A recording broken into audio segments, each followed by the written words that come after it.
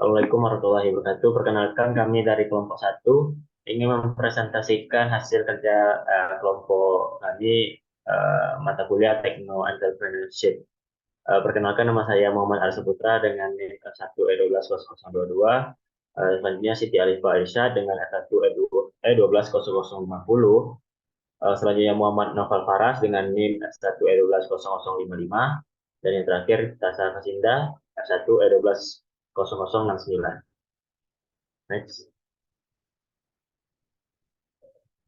Yang pertama adalah ringkasan eksekutif, yang dimana kebutuhan dalam mencari sebuah hasil karya tangan handmade jadi sebuah kesulitan tersendiri bagi peminat barang hasil karya tangan karena dari pencarian dan penjual pun sulit ditemukan dengan berbagai kesulitan seperti mendapatkan penjual handmade dan juga kesulitan mencari barang yang spesifik. Dari masalah itu timbullah sebuah ide pembuatan e-commerce aplikasi handmade dengan menampung semua penjual yang memiliki usaha pembuatan barang hasil tangan di satu tempat yang bisa disebut e-commerce dengan mempertimbangkan estimasi biaya dan peluang bisnis yang bisa didapatkan di provinsi Jambi. Target dari pelanggan ataupun customer diperkirakan bisa digunakan dari usia remaja sampai dewasa. Target akhir dari pembuatan aplikasi e-commerce handmade ini bisa digunakan untuk membantu UMKM di provinsi Jambi dan mempermudah akses jual beli barang handmade dari pembuatan aplikasi e-commerce khususnya penyediaan produk handmade saja dengan menggunakan metode yang telah dipakai seperti value proposition dan desain model tanpa sebagai mempermudah dan mendapatkan target yang sesuai dengan aplikasi e-commerce. Kegiatan yang dilakukan dengan cara melakukan wawancara di lapangan dan menyelesaikan kebutuhan penjual dan pembeli aplikasi e-commerce handmade. Ini dapat memenuhi kebutuhan penjual dan pembeli. Selanjutnya itu pengusul dan merek usaha, di mana slide tadi. Selanjutnya itu bisnis yang mulai berjalan. Nachop sendiri mulai berjalan pada tanggal 6 November 2022, mulai untuk membuat suatu bisnis bukanlah hal yang mudah. Selain memikirkan keuntungan yang didapatkan, banyak risiko-risiko yang juga harus diperhitungkan. Selain itu, keyakinan, modal, serta pengetahuan juga perlu dibutuhkan untuk memulai bisnis dan membuat bisnis menjadi sukses. Jadi seorang pebisnis berarti bersedia untuk selalu belajar, belajar, dan belajar. Saat ini dapat mempelajari berbagai hal tentang mulai usaha dari berbagai sumber, seperti media sosial, website, berbincang dengan sesama pengusaha, mengikuti pelatihan, dan lain sebagainya. Next. Untuk ide bisnis yang diambil di sini adalah handmade, sebuah marketplace yang menawarkan produk, servis, dan pengalaman unik dan kreatif. Produk handmade adalah sebuah kerajinan tangan yang dibuat dengan menggunakan kreativitas dari tangan pengrajin. Hal ini yang membedakan marketplace handmade dengan marketplace lainnya. Dari tangan pengrajin, kita dapat mendapatkan produk, servis, dan pengalaman yang unik dan dibuat khusus sesuai permintaan kita. Next. Untuk personel bisnis sendiri itu fungsi tugas personel dalam bisnis itu dapat dipecah menjadi 3 bidang utama. Yang pertama rekrutmen, pelatihan, dan pengembangan, dan retensi. Rekrutmen adalah proses menemukan orang yang tepat untuk pekerjaan itu, dan ini melibatkan penyarian kandidat, melakukan wawancara, dan membuat keputusan tentang siapa yang akan dikerjakan. Pelatihan dan pengembangan terdiri dari mengajar karyawan bagaimana melakukan pekerjaan mereka dengan benar dan bantu mereka mengikuti perubahan dalam industri. Retensi berfokus pada mencegah karyawan meninggalkan atau memecat diri mereka sendiri. Ini termasuk memberikan penguatan positif, mengembangkan budaya perusahaan yang mendukung produktivitas karyawan, dan menawarkan gaji dan tunjangan yang kompetitif. Next. Tujuan bisnis, di mana agar suatu produk kerajinan handmade dapat terus bertahan di tengah era perdagangan bebas yang kian kompetitif, maka diperlukan upaya untuk produk kerajinan handmade tersebut agar tetap eksis dan tetap dilirik oleh konsumen dari berbagai generasi. Handmade merupakan aplikasi jual beli produk buatan tangan secara online yang memberikan kemudahan customer-nya dalam menemukan produk eksklusif dan unik. Proses transaksi yang dipermudah dan pengiriman tepat waktu.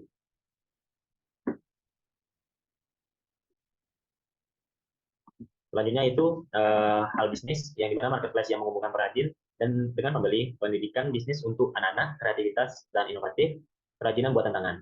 Pemicu hal bisnis, kurangnya informasi dan pengetahuan terhadap kreativitas buatan tangan, sulit bagi pengrajin atau UMKM khususnya yang ada di provinsi Jambi untuk memasarkan hasil karya buatan tangan mereka. Masyarakat Jambi yang berminat atau ingin mencari barang buatan tangan akan sulit menemukan produk yang mereka inginkan dikarenakan minimnya informasi dan pengetahuan customers terhadap barang-barang handmade tersebut. Oleh karena itu, kami memilih ide bisnis yang bertema produk buatan tangan dengan latar belakangan permasalahan dari masyarakat Jambi yang terhadap produk buatan tangan. Next. Di sini ada jenis bisnis yang dimana Nacon merupakan sebuah marketplace dengan jenis bisnis e-commerce C2C, customer to customer, yang dimana Nacon menerapkan sistem bisnis sebagai pihak ketiga yang memfasilitasi antara penjual dan pembeli demi kelancaran serta keamanan transaksi. Yang dimana goal atau target omset dan net profit bersekitar omsetnya 500 juta per tahun dan net profit 150 juta. Yang dimana realitas omset dan net profitnya belum memulai bisnis itu sendiri. Next. Mungkin yang bagian ini bisa dijelaskan oleh Tasa, pada Tasa bisa dijelaskan. Baik, di sini saya akan menjelaskan tentang informasi produk. Yang pertama, di sini ada produk atau jasa. Nah, sebuah aplikasi e-commerce Hetman ini, penyedia produknya dan jasa, yaitu hasil karya tangan yang bergerak di bidang jasa, penyedia tempat, pembeli, dan penjual yang dapat saling terhubung dengan satu aplikasi handmade tanpa masalah jarak dan waktu. Yang kedua ada proses ide produk atau jasa, bermula dari keresahan konsumen dengan susahnya mencari produk karya tangan karena minimnya informasi terkait penjual yang menyediakan produk maupun jasa pembuatan karya tangan. Dengan masalah tersebut, terciptalah ide bisnis pembuatan aplikasi e-commerce dengan terkhusus untuk handmade saja. Nah, dengan hal tersebut, harapannya penjual dan pembeli ini dapat terhubung satu sama lain tanpa harus mementingkan jarak dan informasi terkait penjual. Next. Selanjutnya ada cara produk atau jasa bisa menyelesaikan masalah dan memenuhi keinginan calon pelanggan. Nah, dengan masalah kekurangan informasi itu terkait penjual barang, hasil karya tangan, dan juga jarak dan waktu yang diperlukan untuk pembeli itu dapat mendapatkan hasil karya tangan yang diinginkan. Dan juga kesulitan penjual dalam menjual hasil karya tangannya kepada pembeli karena kurangnya informasi pembeli terhadap penjual. Nah, aplikasi e-commerce handmade ini menjadi sebagai solusi bagi penjual dan pembeli agar dapat saling terhubung satu sama lain tanpa harus cemas akan hal tersebut. Karena aplikasi ini menyediakan berbagai layanan yang diharapkan dapat memenuhi kebutuhan dari penjual dan pembeli. Selanjutnya ada analisis kompetitor. Nah, kompetitor di bidang e-commerce ini bisa dibilang cukup bersaing dan tidak jarang lebih memilih e-commerce yang sudah besar. Dan juga grup-grup di media sosial sendiri sudah banyak yang mempunyai target pasar yang sama yaitu handmade. Next. Nah, selanjutnya ada keunggulan produk atau jasa kompetitor. Pada aplikasi e-commerce handmade atau Natshop ini sendiri hanya berfokus di bidang handmade saja, tanpa ada jenis-jenis barang yang tidak sesuai dengan standar atau spesifikasi jasa dan produk handmade. Karena itu, keunggulan inilah yang mempermudahkan nantinya usaha pembeli atau penjual dapat mencari barang yang mereka inginkan nantinya. Selanjutnya ada cara mendapatkan keuntungan dari bisnis. Nah, dengan memasang iklan produk pada marketplace dan melakukan kerjasama antar perusahaan, seperti dengan perusahaan kurir yang akan mengantar pesanan pembeli dengan pihak bank untuk menyelesaikan pembayaran secara online. Nah, para pengrajin yang memulai bisnis mereka itu menggunakan aplikasi handmade. Next. Baik, selanjutnya di sini ada untuk bisnis model kanvasnya. Yang pertama ada key resource. Nah, di sini ada aset yang terbagi, ada server, ada database. Nah, ada hak kekayaan intelektual, itu ada merek, hak paten. Untuk humannya ini ada produsen, web dan app control, konsumen dan customer service. Dan di sini ada untuk activity, mengelola website dengan memastikan bahwa website ini mudah diakses dari berbagai perangkat dan ramah pengguna. Selanjutnya memastikan kegiatan penyimpanan buku di gudang yang berjalan dengan baik agar memudahkan proses distribusi ini ke konsumen yang membelinya. Dan promosi dengan menerapkan digital marketing. Selanjutnya ada pay partners, ini penjual pesan pembayaran pada kurir. Selanjutnya ada value proposition untuk customer-nya, delivery customer. Yang selanjutnya ada customer relationship. Nah, pada aplikasi itu disediakan room chat agar pembeli dan pengrajin dapat berkomunikasi secara leluasa. Selanjutnya ada customer segment, ini kalau barang-barang kerajinan, baik remaja, dewasa, ataupun masyarakat umum. Yang selanjutnya ada channel. Nah, ini aplikasi marketplace kami ini sebagai wadah penjual dan konsumen handmade. Marketplace ini juga dinamakan Netshop. Ada promosi dari marketplace ini juga bisa melalui sosial media seperti TikTok, Instagram, dan lain-lain. Selanjutnya ada cost struktur. Nah, untuk struktur biayanya itu diperlukan adalah biaya untuk pembuatan website atau aplikasi dan pembelian hosting atau domain. Selanjutnya ada yang terakhir ada revenue stream, yaitu untuk memasang iklan produk pada marketplace dan kerjasama dengan kurir untuk mengantarkan pesanan, dan yang terakhir ada penjual pembayaran. Baik.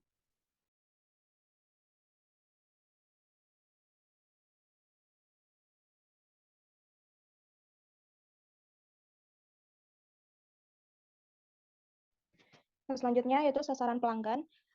Pertama itu pelanggan spesifik, segmen pelanggan yang menjadi target dari bisnis ini yaitu mengarah kepada pengrajin-pengrajin lokal yang ada di seluruh Indonesia dengan rentan usia pembelinya 22 sampai 40 tahun atau usia dewasa dengan penghasilan di atas 2 juta per bulan. Dan juga mereka terbiasa dengan internet dan sosial media dan menyukai barang-barang buatan tangan yang kreatif dan inovatif. Target ideal jangkauan bisnis yaitu pengrajin UMKM yang ada di berbagai daerah yang ada di Indonesia dengan target ideal penjualan ke seluruh Indonesia dan mancanegara. Dalam 4 bulan pertama bisnis berjalan, daerah yang akan menjadi target pasar itu yaitu Kota Jambi dan sekitarnya. Selanjutnya,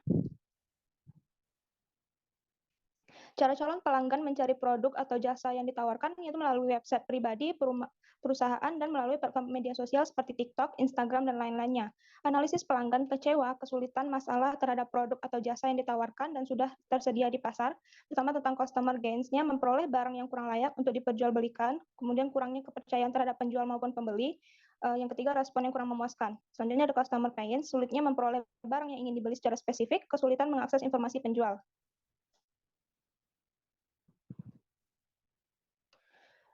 Dari semua kekecewaan atau kesulitan masalah dan harapan calon pelanggan produk atau layanan bisa diselesaikan kesulitan dan memenuhi harapan yang mana. Yang pertama ada gains kreatornya, adanya pemeriksaan kualitas barang sebelum barang dikirimkan kepada pengrajin. Yang kedua adanya fitur komunikasi langsung antar penjual dan pembeli. Lalu untuk pain relievers-nya, informasi yang diberikan kepada pelanggan merupakan informasi yang tervalidasi dan kredibel. Kemudian ada keinginan konsumen dapat dilakukan by request kepada penjual.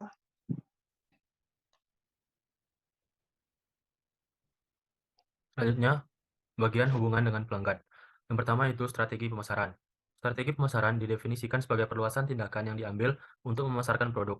Pada aplikasi handmade ini ditujukan pada para penjual yang ingin menjual barang handmade dengan kreativitas dan inovatif mereka. Melalui handmade ini, kelangkaan suatu produk karena permintaan terhadap produk tersebut semakin meningkat bisa dihindari. Selanjutnya yaitu strategi agar calon pelanggan membeli produk atau jasa. Yang pertama yaitu dengan menawarkan produk pada pangsa pasar yang tepat. Yang kedua, menggunakan jasa endorse. Jasa ini banyak dilakukan oleh para pebisnis online dan sangat efektif untuk meningkatkan kepercayaan konsumen, terutama untuk bisnis yang baru berjalan. Dengan memanfaatkan media sosial, bisa menciptakan buzz marketing yang luar biasa dalam menarik banyak pelanggan. Selanjutnya yaitu cara merespon pelanggan. Dengan menggunakan bahasa komunikasi yang sopan dan santai, seperti dengan panggilan Kak, untuk menyapa atau merespon pelanggan dengan membuat konten melalui platform media sosial. Selanjutnya yaitu strategi untuk menjadikan pelanggan loyal. Perusahaan juga harus loyal terhadap pelanggannya, seperti mengadakan loyalty program untuk membuat customer terus membeli barang kerajinan di Natshop. Bisa berupa giveaway, cashback, games, gratis ongkos kirim. Dengan banyaknya program yang menguntungkan, konsumen akan lebih banyak menggunakan Natshop dan peluang penjual atau pengrajin untuk meraup keuntungan berjualan di handmade pun semakin besar. Sehingga semakin banyak pengrajin yang akan mendaftarkan hasil kerajinan mereka di Natshop. Selanjutnya, tempat calon pelanggan dapat membeli produk atau jasa, yaitu dengan menggunakan platform Natshop. Ini adalah value proposition yang sama seperti yang telah dipaparkan pada bagian sasaran pelanggan sebelumnya. Ini adalah bentuk ringkasnya. Selanjutnya yaitu MVP Natshop. Penggunaan MVP dalam Natshop difokuskan kepada promosi dan mempermudah pelanggan dalam menggunakan platform. Dalam hal promosi, Natshop dapat menggunakan media sosial seperti Instagram untuk memulai langkah promosi yang pertama. Platform TikTok yang juga sedang ramai digunakan dapat dimanfaatkan untuk menjangkau pelanggan dan memberikan informasi mengenai platform Natshop. Selanjutnya, dalam penggunaan platform, Natshop akan menggunakan website yang masih tergolong standar untuk menyesuaikan dengan budget pengembangan yang tersedia. Menu-menu dan fitur-fitur yang disediakan pada platform juga dibuat mudah digunakan oleh para pengguna platform tersebut. Ketika dana telah memadai, barulah platform tersebut dikembangkan menjadi memiliki fitur yang lebih canggih dan menggunakan sistem yang lebih aman. Baiklah, itu saja yang dapat kami sampaikan. Bila terdapat kesalahan, mohon dimaafkan. Wabillahi taufiq wal hidayah. Wassalamualaikum warahmatullahi wabarakatuh.